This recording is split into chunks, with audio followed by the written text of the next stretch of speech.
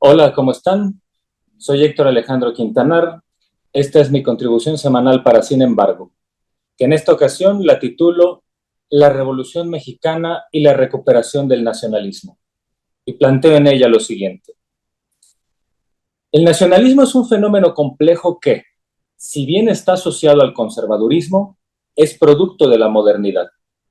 La construcción de la figura del Estado-nación en Europa, que se consolida tras el desplazamiento del orden feudal y tiene que ver con la estructuración de un cuerpo taxativo, pero ideológicamente tiene un fundamento relativamente progresista. La creación de una identidad colectiva basada ya no en los linajes nobiliarios, sino en algo menos elitista, como la lengua común y otros factores culturales. Esa construcción tendría sus bemoles, y uno de ellos fue el ascenso de una vertiente nacionalista que se constituyó no en arropar lo nacional, sino en excluir al distinto.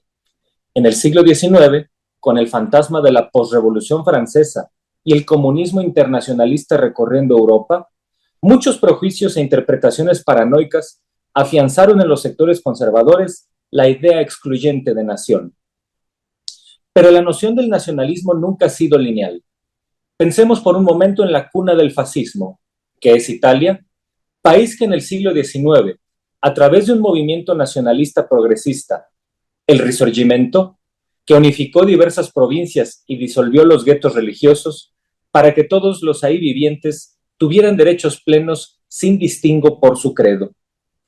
Eso explicaría que el fascismo, construido poco después, tuviera en Italia un ingenuo apoyo de muchos italianos de origen judío, quienes pensaban que el exacerbado nacionalismo fascista era una especie de segunda faceta del Risorgimento, cuando en realidad se trataba de un movimiento reaccionario y violento para quienes las minorías eran fichas de apuesta desechables, como lo demostró el propio Mussolini, quien en la recta final de su dictadura asumió los delirios raciales de los nazis y también legalizó el antijudaísmo, con lo que fueron perseguidos incluso precursores históricos del fascismo, como el banquero italiano de origen judío Ettore Obatza, asesinado por las SS en 1943.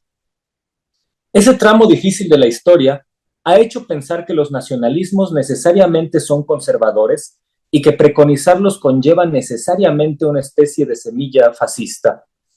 Pero la historia marca lo contrario. Es obvio que todos los fascismos son nacionalistas, pero no todos los nacionalismos son fascistas. El politólogo Daniel Fields reseñó en su momento que había, en su origen, ciertos populismos y nacionalismos que no tenían un carácter conservador y podían incluso derivar en movimientos de izquierdas. Y el factor central que los explicaba era que surgían en naciones con un pasado de colonización. En una especie de simplificación no tan injusta, podríamos decir que los nacionalismos progresistas no están en contra del diferente en sí, sino del imperialismo.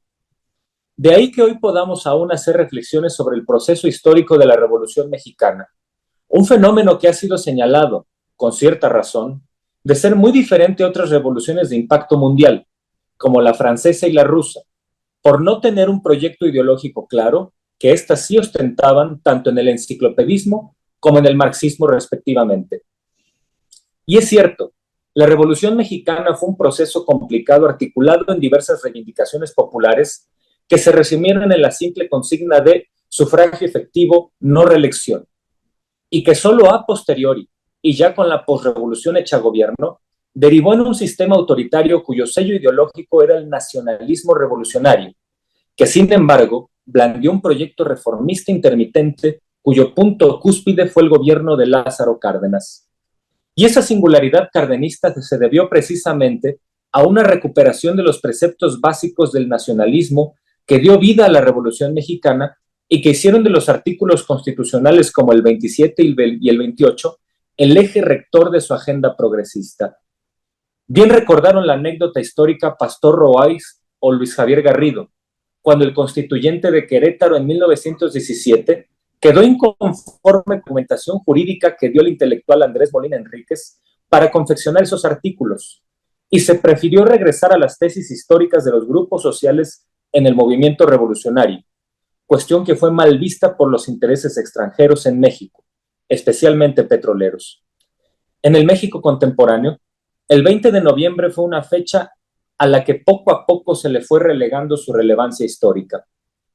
No era para menos si no se olvida que en la docena infame del panismo, muchos sectores en el poder, los más fanatizados a la derecha, veían a la revolución como un enemigo histórico y sus historiadores de cabecera la señalaron como un proceso violento más estorboso que constructivo en la historia de México, sin entender que se trató de la primera revolución armada del siglo XX en el mundo y que, más allá de sus indudables taras, derivó en un proyecto constitucional innovador, donde los derechos sociales fueron institución.